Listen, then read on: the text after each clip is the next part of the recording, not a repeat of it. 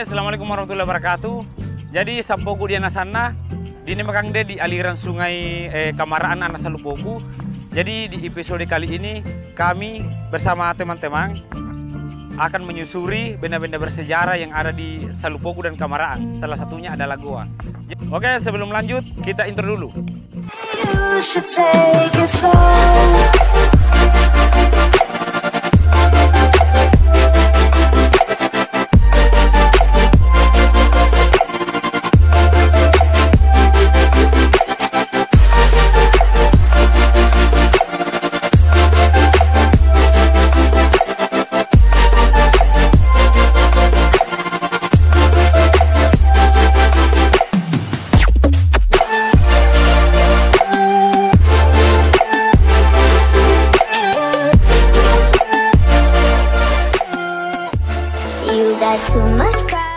Oke, Sapo, ikuti kami di tempat bersejarah, salah satunya adalah Leang.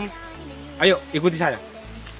Oke, kita dapat satu warga di sini yang sedang bekerja di kebunnya. Jadi, saya harus tanya-tanya dulu. Assalamualaikum, Pak. Waalaikumsalam. Akan ini di pokok? Biasa bercocok tanam. Dekam malam ubahan itu di Leang dan di Goa. Akan ditai. Ya, namanya itu kan di anu tangan bersejarah ini yang kadai kebudayaan itu kai. Coba nih main anak. Ya malah. Iya. Ini palang, Pak. Iya kelas. Iya, ini. Oke, Sapo. Kali ini saya bersama tim dan satu warga lokal, dalam hal ini Bapak Kaloman. Kami akan menyusuri benda-benda bersejarah yang ada di Goa. Ayo, ikuti jejak kami.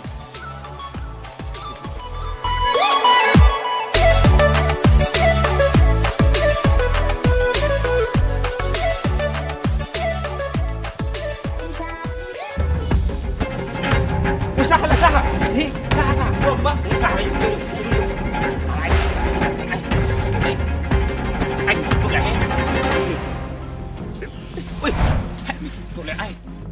Oke, teman-teman Sapo, hampir saja teman-teman dapat. Untungnya ternyata jina nih karena asal lulu naik malah nih kita. Jina. Nih. Lulu naik. Ai. Mari kurang masalah lulu anak pakai yang ai. Oke, kita lanjut saja perjalanan ke Goa. Ayo, ikutin saya.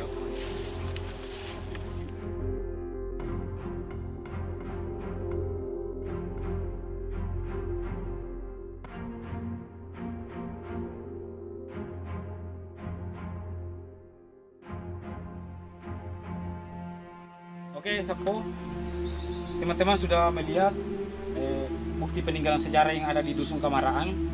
Salah satunya adalah goa, ya dalam bahasa Dungkat disebut Leang.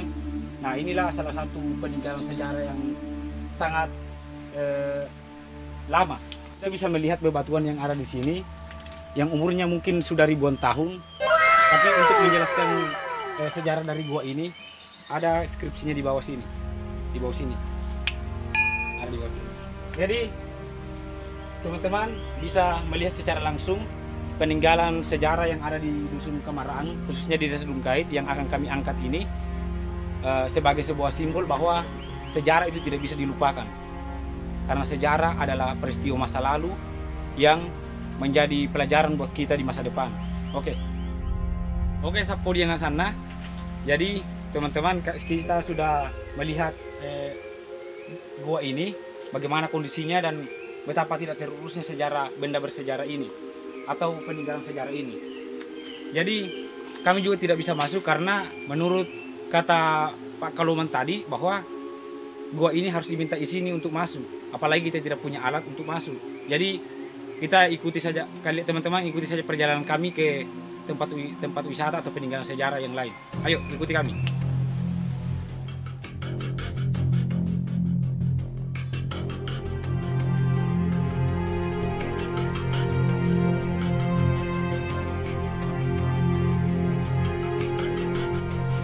Oke, Sapo, teman-teman semua, kita sudah berada di dalam bahasa Dungkat disebut Batu Pensulu. Ini adalah jalan petani yang sebelum jalan yang di atas itu dibikin. Dan jalan ini bisa dilewati kalau aliran sungai ini sudah naik. Jadi teman-teman bisa melihat betapa lamanya batu ini sejak ribuan tahun lalu ini sudah ada, dan bentuknya seperti ini sejak dari dulu, tidak pernah berubah walaupun bagaimana derasnya air sungai yang mengalir. Dan heranku, ternyata di batu.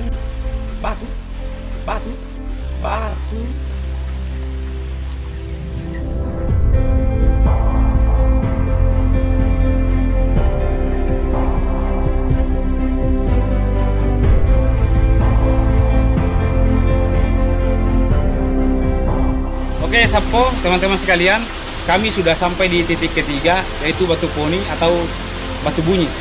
Kalau tidak percaya, kita coba lempar ya. Tunggu. Kita cari satu lagi.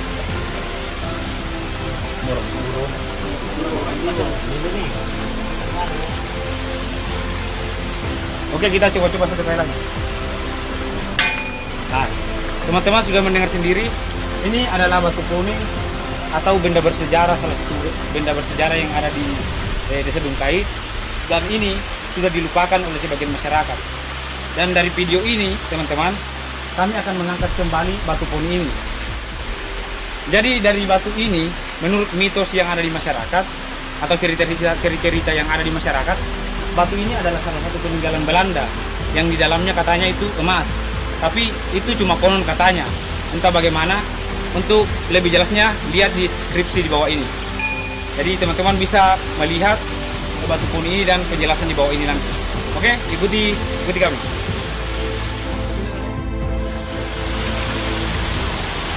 Jadi teman-teman, di tengah perjalanan kami menyusuri aliran sungai ini, ternyata kami menemukan yang disebut orang-orang tua dulu, yaitu alat pisau. Teman-teman bisa melihat, ini bentuknya seperti pisau, dan ini sudah istilahnya sudah terkikis oleh zaman mungkin, karena bentuknya sudah tidak terlalu menyerupai pisau lagi. Kalau di Dungkait, pisau ini dikatakan sebagai pisau Parancina. Teman-teman bisa lihat, coba. Dan ada satu lagi yang peninggalan sejarah yang kami dapatkan yang ada di sana, ternyata ini adalah palu. Jadi penjelasan tentang palu itu teman-teman bisa lihat nanti di deskripsi di bawah ini. Ini adalah palu peninggalan orang-orang tua dulu. Entah kenapa disebut palu, apakah mereka pernah menggunakannya sebagai tungku pembakaran, tungku untuk memasak atau apa. Jelasnya ini adalah salah satu bukti sejarah bahwa orang-orang tua dulu itu punya banyak sejarah. Dan sebagai anak muda seperti kami ini, kami akan mengangkat benda-benda bersejarah ini kembali ke masyarakat. Bahwasannya kita jangan pernah lupakan sejarah yang sudah ada. Ini adalah sebuah bentuk penghargaan kami kepada seluruh masyarakat, khususnya di Desa Dungkait, bahwa masih banyak benda-benda bersejarah yang tersembunyi di desa kita yang kita tidak ketahui. Oke, untuk selanjutnya ikuti kami, jejak Topakda.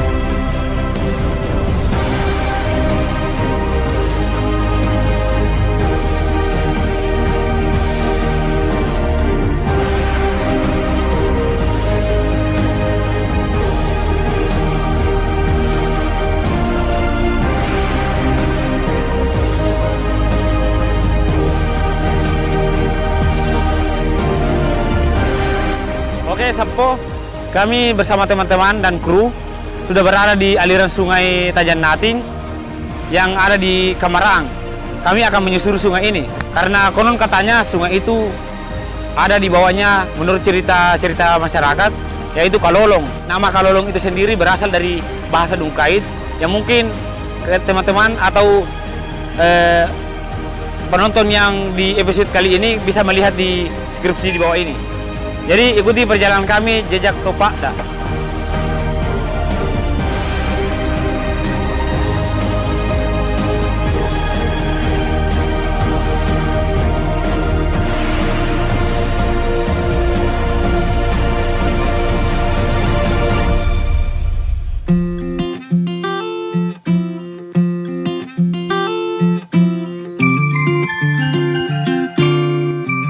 Oke Sapo, kita sudah berada di Sungai Tajan Natin. Jadi menurut sejarah yang kami dapatkan, sepintas sejarah yang kami dapatkan itu katanya dulu ini ada seorang perempuan yang namanya Tajan Natin mandi di sungai ini dan kemudian hilang sudah sampai sekarang sudah belum ditemukan. Jadi sungai ini makanya disebut Sungai Tajan Natin karena orang yang meninggal di sini yang bernama Tajan Natin. Jadi untuk lebih jelasnya silakan lihat di bawah ini deskripsi. Ya. Jadi ikuti perjalanan kami selanjutnya.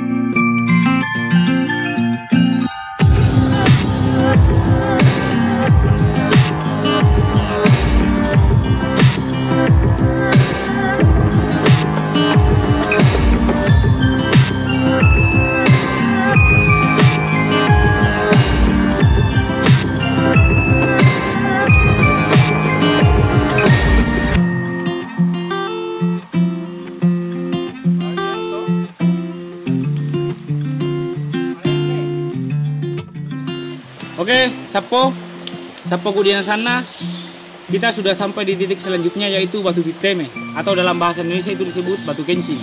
Kenapa disebut batu kencing atau batu kiteme? Karena memang bentuknya seperti orang kencing atau batu yang sedang kencing. Teman-teman bisa lihat. Jadi menurut sejarah yang saya buat, dahulu kala ada seorang petani yang meletakkan pisaunya, tombaknya, kemudian dia tusuk masuk batu, kemudian keluar air dan ternyata, wah sumber air sudah dekat, sumber air sudah dekat. Tapi itu tadi bohong, itu cerita yang saya buat. Tapi sejarahnya ini teman-teman bisa melihat di sini, deskripsinya. Teman-teman bisa lihat nanti penjelasannya tentang batu kiteme ini. Jadi inilah betapa kayanya alam Dungkait yang teman-teman dan masyarakat yang ada di desa Dungkait khususnya bisa melihat dari video yang kami buat ini. Jadi ikuti perjalanan kami selanjutnya di jejak Sapuan.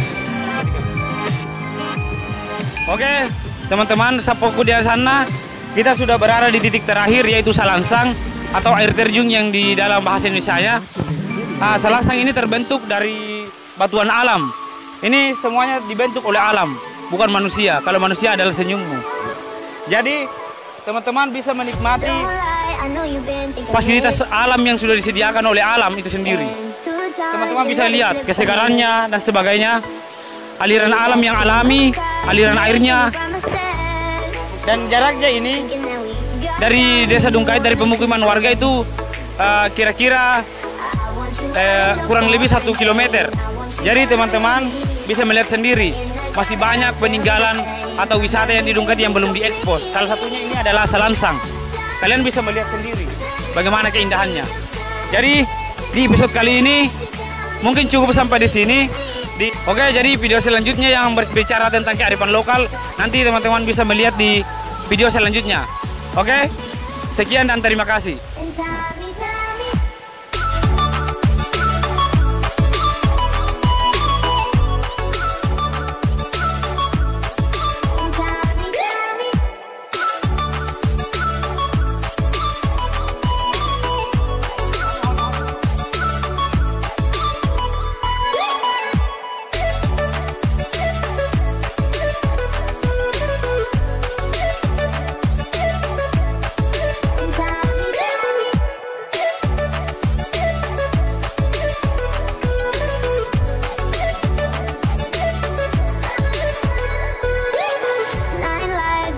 Fall at my feet. Don't hide, you're wasting your energy. You're not shy, so baby it's useless. So don't try, cause you'll end up losing it. I want you out in the pouring rain. I want you down on your knees, praying to God that I feel the same.